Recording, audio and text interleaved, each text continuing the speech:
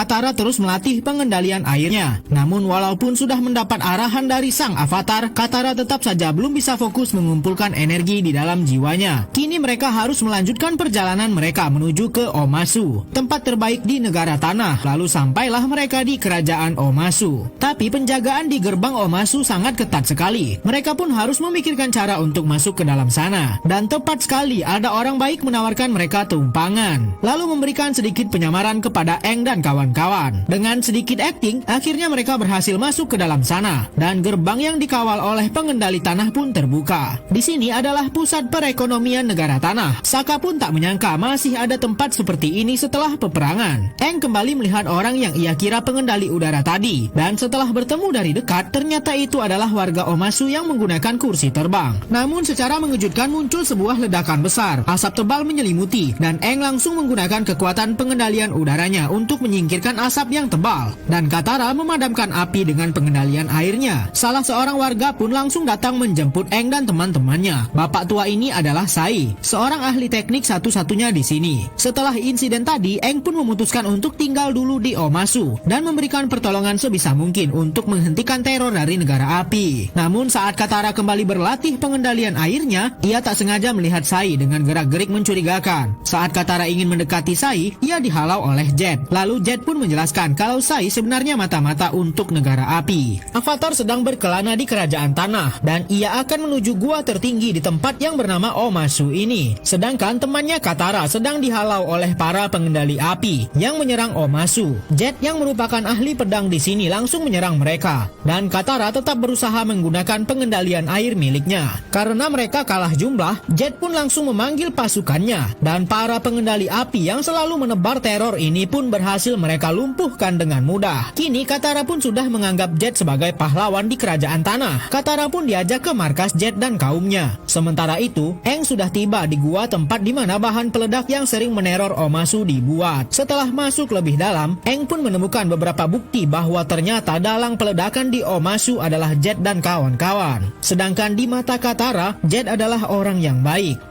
Di tempat ini juga sudah tiba Zuko bersama pamannya yang terus-terusan memburu Avatar tanpa henti. Aang pun langsung memberitahukan Sokka kalau ternyata bukan negara api yang menjadi dalang peledakan di Omasu. Tapi saat Katara pulang, ia tak percaya kalau Jet adalah orang jahat, sebab Jet sudah mengalahkan pengendali api. Sokka pun sangat marah dan meminta Katara membuktikannya. Katara pun langsung menemui kembali Jet dan ternyata Jet mengakui bahwa ia adalah dalang teror ledakan di sini dengan alasan mencari keadilan. Dan sekarang komplotannya sedang menjebak Sai, bapak tua yang sudah menampung Katara dan Aang di Omasu. Kini koper yang